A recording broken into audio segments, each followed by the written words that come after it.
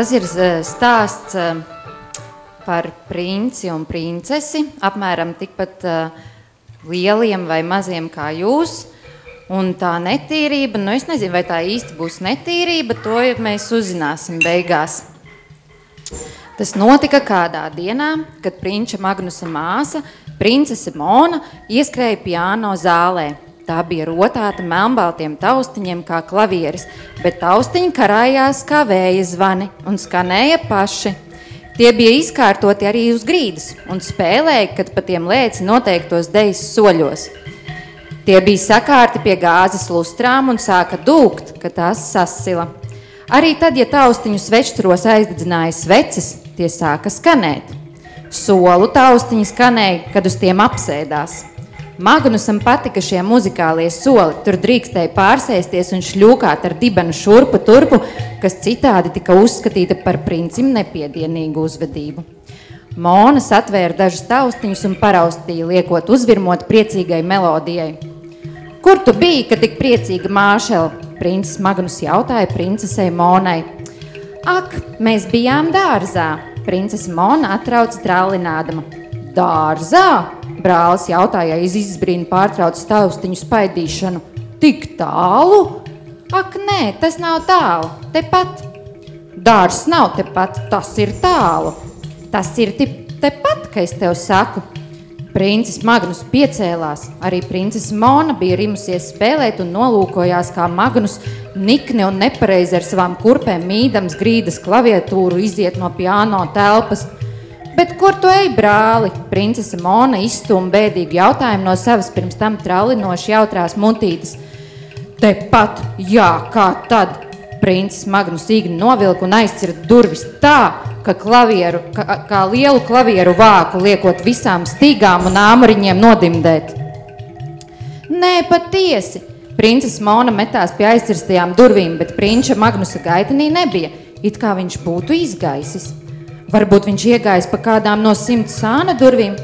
Es tev parādīšu. Viņa metās atvērt tuvākās durvis, bet tur bija tikai kalpotāji, kuru zemo locīšanos princesei nebija laika vērot, jo viņa jau metās uz nākamajām durvīm. Brālīt, es tev parādīšu dārzu tepat. Es zvērēju nevienam to nerādīt, bet tev es parādīšu. Princis Magnus parādījās virs viņas galvas, tad labajā padusē, bet tiklīdz viņa grasījās tam pieskarties, viņš jau bija pie princeses kreisajiem sāniem un turpināja šo spēli, kamēr Mona, sapratusi, ka viņu nevar saķert, tāpat kā saules zaķi, nokrita pie zemes un sāka raudāt. Apsoli, princis Magnus dusmīgi jautāja, vai tu apsoli, ka turpmāk mani nemuļķosi stāstīdami, ka kaut kas ir tuvāk nekā īstenībā ir? Dārzs ir tālu, mēs tur vieni nedrīkstam iet, tā tad tu tur nebija punkts. Princese Mona jau bija devusi solījumu. Viņa bija apsolījusi dārzniekam, ka nevienam neizpaudīs ne pušplēsta vārdiņa par dārzu tepat, par putekļu dārzu. Citādi tas būs jāizravē, un tā vairs nebūs.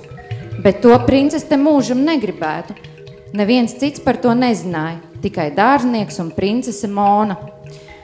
Es tur nebiju viena, biju kopā ar dārznieku, princese Mona izstomīja. Ar dārznieku? Kurvja kungu. Kurvja kungs nav nekāds dārznieks, bet gan uzkopējs. Parādīsi, kur tad jūs bijāt, bet vispirms apsoli, ka tiešām parādīsi. Tikai pēc solījuma došanas, kad asaras no Monas acīm sāka ritēt straujāk un šķindēja pret grīdu ar savādu dzidru skaņu, princese pamanīja, ka atrodas spoguļu zālē. Pamanīja savu atspulgu grīdā un neskaitāmus brāļa atspulgus. Viņš pats māsu bija piemānījis. Tā nemaz nebija īsta rotaļa. Tu esi devusi solījumu mums visiem, princis Magnus svarīgā balsī nodārdināja. Tu taču negribēsi pievilt mūs visus. Viņš norādīja uz saviem daudzajiem atspulgiem, kas visi ar skatienu urbās princesē Monā. Princese Mona sāka ar savām asarām rasināt spoguļu grīdu vēl vairāk. Tās bira kā atlūzas dimantu raktuvēs, un dimantu aizsagā visi Magnusi pazud no zāles nemanīt. Princese mitējās raudāt un lēni soļoja uz nākamo pils zāli, bet nebeidza pārdzīvot par savu nelāgo divsolījumu. Viņa zināja, ka solījums, kas dots pirmais, ir jāpilda vispirms, tikai pēc tam var pildīt otro. Bet ko darīt, ja pirmais un otrais solījums ir pilnīgi pretēji? Šaha zālē, kustēdamais no lauciņu uz lauciņu, princis mēģināja atrast pareizo taktiku. Piepeši viņu kāds saķēra aiz rokas. Šahs un mats, iesaucās princis Magnus. Nu, ejam, kur ir tas dārs? Ved mani. Princis tipināja lēni, kā grēkā kritušie āži. Pils kalponis pieķerts vainīgos sauca kaut kā tam līdzīgi. Un ja nu dārznieks pārvērš viņu pašu, princesi, par grēka āzi? Nē, princesi taču dārznieks nevar sodīt. Patiesi, dārznieks nevar sodīt princesi. Viņas mugura iztaisnojās, zods pacēlās un solis kļuva spriganāks. Kas par to, ka viņa ir lauzus solījumu dārzniekam? Viņa ir princese, bet viņš tikai dārznieks. Nāc, ejam! Viņa skubināja brāli un metās skriet cauri zālēm, gaitiņiem un galerijām augšu pa garajām pils trepēm. Tu man to tiešām parādīsi? Magnus kļuva priecīgāks, redzēdams, ka māsa viņu ved, bet pamanīdams, ka viņa dodas tikai dziļāk iekšā pilī, nevis ārā no tās, viņš saprata, ka tā ir tikai spēle, un atkal sapīka. Kur tad tas ir? Viņš vaicāja, kad princese Mona bija apstājusies pie savas guļamistabas durvīm. Te iekšā, viņa teica rādīdam istabu. Tavā istabā? Brālis neticīgi novilka. Ej, no ej! Kurš? Putekļu dārznieks! Princese Mona norādīja uz vīru gaitenī un ievilka brāli savā istabā. Putekļu tīrītājs, nevis dārznieks, viņš taču ir tikai kalps! Princeses Magnus smējās. Tas ir putekļu dārznieks. Princese Mona nopietni noteica un pasitus uz augšu segas, kas nokrājās no gultas līdz pašai zemei, nometās uz ceļiem un ieskatījās pagultē. Vai redzi dārzu? Princese jautāja, rādīdam uz putekļu vīnogulājiem, kas karājās ar rogām aizmetušies garās rindās pa visu gulta pakšu. Bet princis neredzēja nekādu dārzu, tikai putekļu pikas. Jā, redzu, viņš mānījās. Princis izbrīnījās. Viņa nebija ticējusi, ka putekļu dārzu redz vēl kāds cits, izņemot putekļu dārznieku un viņu, bet tagad noticēja. Es zināju, tāpēc, ka tu esi mans brālis, tāpēc tu arī redzi. Apčī! Princis nošķaudījās. Putekļu mimozas birdināja dzeltenus putekļu putekšņus, kad princis pašķīra to zarus, meklēdama putekļu zemenes. Princis nošķaudījās atkal. Uz veselību, princese teica, tas no ziedputekšņiem. Princis Magnus redzēja, kā Mona no gultapakšas savā dēlnā izvelk dažas putekļu piciņas un paceļ pie Magnusa acīm. Ēd! Princese Mona teica, tās ir putekļu zemenes. Brālis nekustējās, un princese Mona tuvināja vienu no pelēkajiem bumbuļiem savai mutei. Izbeidz! Princis Magnus uzsita pa viņas roku. Viņš vairs nesaprata, vai tā vēl joprojām ir spēle.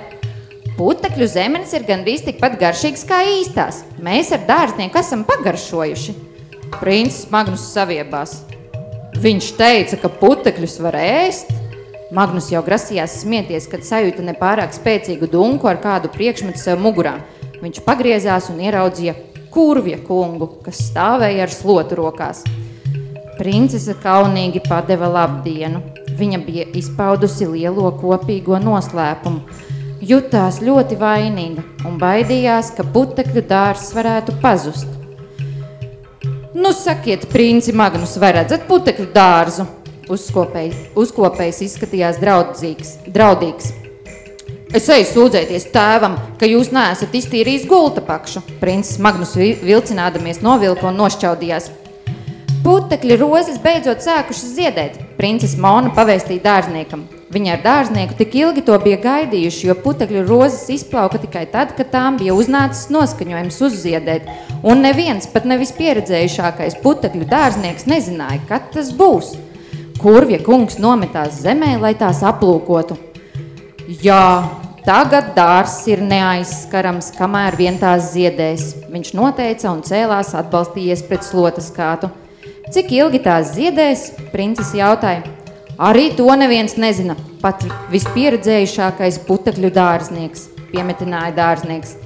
Princis jau atkal došķaudījās. Jums laiks iet, princi, tēvs jūs gaida, dārznieks noteica, un jums ir alerģija pret putekļiem. Nošķaudījies vēl reizi, princis izspurdz ārā no princeses Monas istabas. Lūdzu, piedodiet, putekļu dārznieks, ka es pastāstīju mūsu noslēpumu. Es tā negribēju. Nekas, dārznieks noteica un pārmeta segas pāri gultas malai, lai tās nosadz ieeju putekļu dārzā. Viņš dārzu nemaz neredzēja, bet vairāk nevienam nesaki, citādi dārs izgaisīs. Paldies!